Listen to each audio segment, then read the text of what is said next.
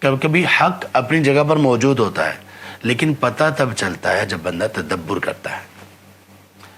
کبھی کبھی ہمارے سوالات کے جوابات ہمارے سامنے موجود ہوتے ہیں لیکن تدبر کرنے سے سمجھ آتے ہیں، ویسے نہیں آتے۔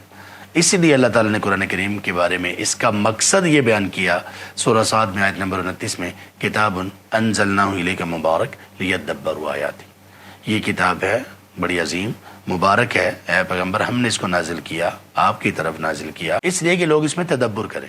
ہماری ہر چیز کا حل اس میں موجود ہے، ہماری پوری ہدایت اس میں موجود ہے، لیکن تدبر کرنا پڑے گا۔ اور تدبر کیسے؟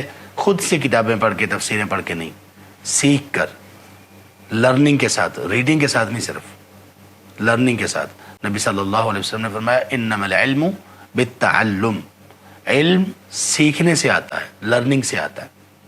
اور اللہ نے اپنے رسول سے کہا فَعْلَمْ أَنَّهُ لَا إِلَهَ إِلَّا اللَّهُ، یہ علم حاصل کرو کہ اللہ کے سوا کوئی عبادت کے لائق نہیں، اس بات کا علم حاصل کرو۔